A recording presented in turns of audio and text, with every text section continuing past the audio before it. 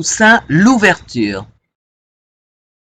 Toussaint Bréda dit l'ouverture n'était pas un esclave comme les autres.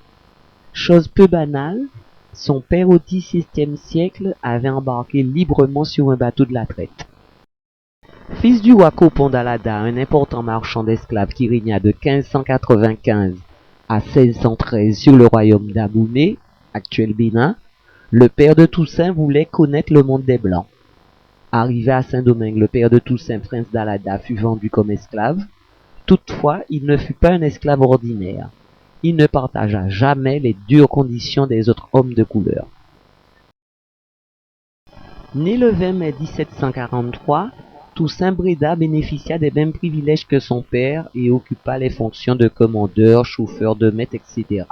Qualifié de nègre à talent très rapidement après son affranchissement en 1776, à l'âge de 33 ans, il sut s'organiser. Il acheta des terres et il eut comme beaucoup de libres de l'époque, qu'ils soient blancs, mulâtres ou noirs, ses esclaves. On peut dire que Toussaint Bréda avait bien réussi, voire qu'il était riche. Malgré une petite taille et une laideur qui lui valut le surnom de fratre à bâton, il gagna une réputation d'excellent cavalier et de docteur feuille. Il maîtrisait la médecine par les plans. C'est le 29 août 1793 que Toussaint, dans le concert des voix, se distingua et occupa les devants de la scène. Cherchant des raccourcis pour son propre salut, il récupéra à son profit l'insurrection noire qui durait déjà depuis le 22 août 1791, suite à la cérémonie de Bois-Caïman. Toussaint, qui ne doutait pas de son grand avenir, s'empara du commandement de la révolte aidé de la puissance symbolique du vaudou et s'en servit pour organiser son pouvoir exclusif. Étant prince du royaume d'Alada, Toussaint était pour les autres noirs détenteur d'un pouvoir mystique héréditaire, dépositaire du rite royal ancestral du vaudou. Ce titre lui conférait un pouvoir considérable, une dimension charismatique légitime qui lui donnait un ascendant puissant sur tous les Africains à Saint-Domingue. La pratique du culte vaudou était l'unique consolation, le seul recours spirituel dans ce cauchemar pour tous les déportés animistes.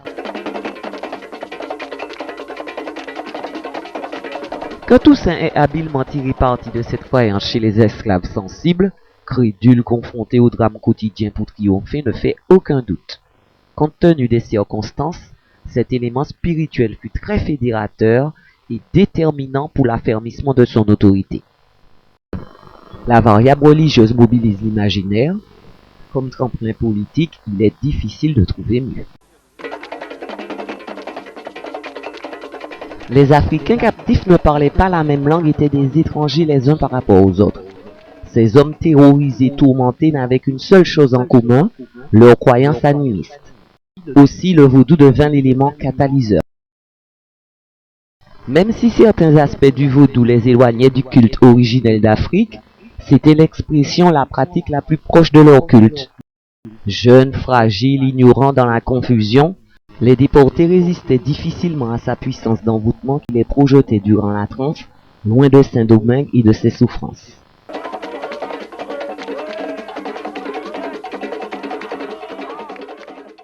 Entravés, maltraités, humiliés, les exilés n'avaient rien à part le vaudou pour entrer en relation après la journée harassante dans les champs de canne à sucre. Le soir, seule la pratique de ce culte les unissait, les soulageait de cette vie infernale. C'était l'unique consolation, les déportés ne cessèrent jamais de s'y accrocher. Au-delà, la religion était très efficace pour tirer profit de jeunes malheureux plongés dans un sort terrible. Un moyen redoutable pour accentuer l'emprise sur la main-d'œuvre, car n'oublions pas que les Béninois étaient les partenaires commerciaux des colons. Il fallait veiller à endormir les esprits des esclaves pour mieux les asservir, les contrôler au maximum.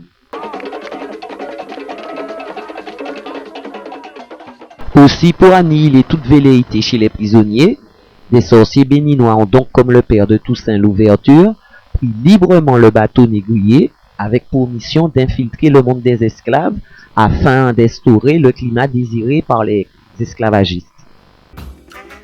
À Saint-Domingue, la situation globale est en train d'échapper progressivement aux autorités métropolitaines. Sont Santonax aura l'impression, tout à fait fondée, tout à fait réelle, que Toussaint Louverture prend le contrôle militaire, puis le contrôle politique de la partie française de Saint-Domingue.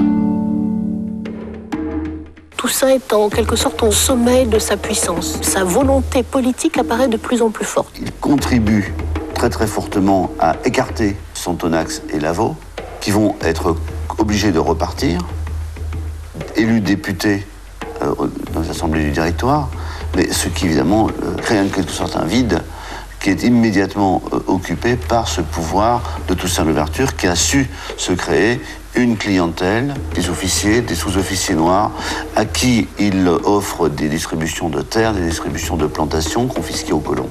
Cette période est aussi très intéressante parce qu'elle nous apprend des choix de Toussaint Louverture en matière économique.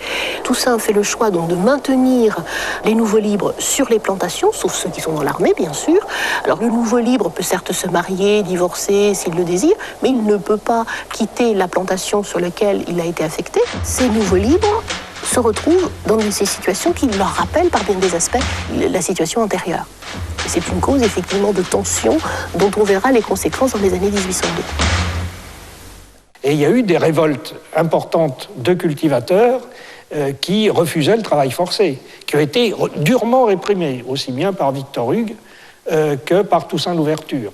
Cette armée qui va réprimer ces révoltes de cultivateurs est formée essentiellement de soldats de couleur et il y a à partir de ce moment-là un fossé important qui se creuse entre noirs cultivateurs et soldats noirs.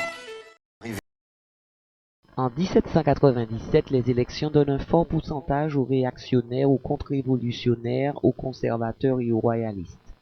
La situation est particulièrement difficile pour les partisans du maintien de la liberté générale.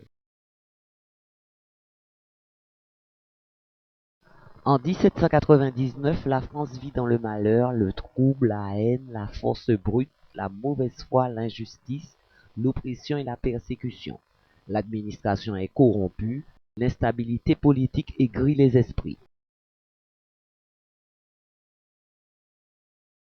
Finalement, avec le coup d'État du 10 novembre 1799, la France se réveille avec 3 consuls, en réalité surtout un, le général Bonaparte qui fait figure de sauveur.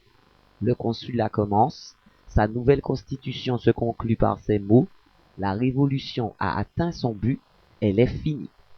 Toussaint Louverture. Si aujourd'hui certains voient en lui un héros, les sentiments qu'il suscitait chez les Noirs de Saint-Domingue étaient plus ambivalents. Une bonne partie des Noirs lui en voulaient, car aussitôt au pouvoir, il avait oublié les promesses d'un monde meilleur pour les nouveaux libres.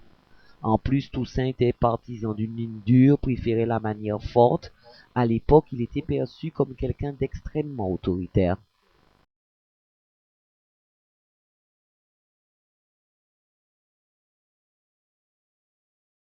En ce qui concerne sa gouvernance, Toussaint était un chef à la pointe dure, aux idées conservatrices. Un chef qui faisait passer les intérêts de ses courtisans avant ceux de la population. En fin de compte, l'émancipation des Noirs ne faisait pas du tout partie de son programme.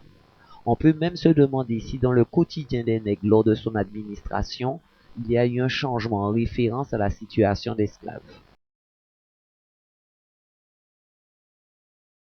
Dans la société de Toussaint, les ex-esclaves continuèrent à travailler durement la terre. Il est évident qu'avec lui, il n'a pas eu d'évolution sociale, d'amélioration dans la qualité de vie pour les nègres. Oui, les Africains étaient libres, mais toujours courbés dans le soleil brûlant du champ de Cannes. Avec une obligation de rendement importante à fournir, pour Toussaint, Saint-Domingue devait être un territoire où le travail est une valeur fondamentale. Par-dessus tout, il fallait produire. Le général Toussaint voulait que l'île redevienne rapidement prospère. Aussi, Toussaint décida de maintenir les nouveaux libres sur les plantations, sauf ceux qui étaient dans l'armée. Outre cela, le 12 octobre 1800, il publia un règlement reconduisant le travail forcé des Noirs sur les plantations. Le nouveau libre pouvait certes se marier, divorcer s'il le désirait, mais il ne pouvait pas quitter la plantation sur laquelle il avait été affecté. Par bien des aspects, les nouveaux libres se retrouvèrent dans une situation qui leur rappelait leur situation antérieure, l'esclavage. Bien entendu, ce système coercitif rigoureux occasionna des mécontentements. Il y avait des révoltes importantes des cultivateurs qui refusaient le travail forcé, révoltes durement réprimées par Toussaint et son armée, essentiellement composée de soldats de couleur. Ce fut le cas fin octobre 1801, quand les Noirs du Nord se révoltèrent. En quelques jours, Toussaint dispersa les révoltés et fit fusiller 13 meneurs, dont son propre neveu, le général Moïse. Dès lors, un fossé important se creusa entre cultivateurs noirs et soldats noirs. Des tensions, une répression brutale dont on verra les conséquences en juin 1802, lors de l'arrestation de Toussaint Louverture. En effet, en juin 1802, la population noire en marche pour faire valoir ses droits n'a pas soutenu Toussaint Louverture. Elle avait le sentiment que l'armée française était venue libérer Saint-Domingue de la gestion autocratique du gouverneur général à vie Toussaint Louverture. Toussaint Louverture mourut à Fort-de-Joux dans le Jura le 7 avril 1803, où il avait été emprisonné sur ordre du premier consul Bonaparte le 23 août 1802. Aujourd'hui, le prince Toussaint et son père sont de retour dans le panthéon de leur aïeux africain au Bénin, ex-royaume d'Abomey, berceau du vaudou.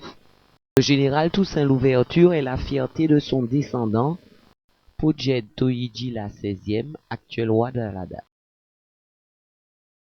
Le 7 avril 2003, pour le bicentenaire de la mort de son légendaire aïeul, pour honorer le premier des Noirs, Podjed XVIe célébra au royaume d'Alada, une terre initiale du vaudou, une grande cérémonie en présence de hauts dignitaires haïtiens.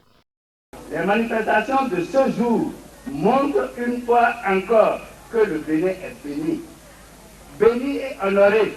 Le vaudou est source de bienfaisance, de bien-être, de bonheur et de sagesse. Podjed Toyi-Djila XVIe, roi d'Alada 2003, parent de Toussaint Louverture.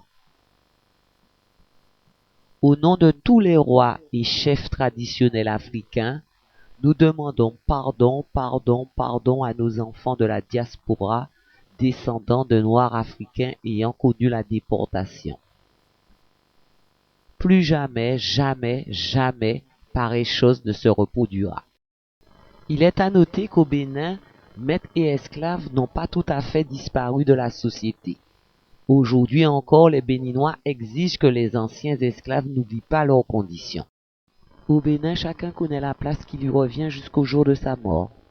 Et les autels qui résument la vie et ornent la tombe des ancêtres sont là pour le rappeler à qui l'oubliera. Ceux qui sont ici, ce sont les esclaves.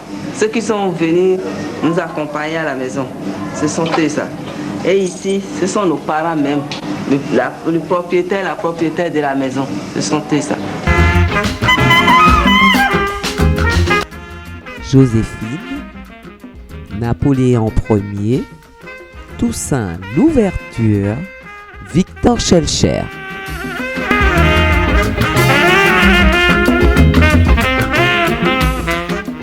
Dans la décision du rétablissement de l'esclavage, il ne faut pas oublier le rôle de Toussaint Louverture, qui en 1801 décida de croiser le fer avec le pouvoir français. Sa constitution autonomiste qui fit voler en éclats la conception abolitionniste et donna un coup de fouet au moral des esclavagistes est un des paramètres pour comprendre cette transgression historique.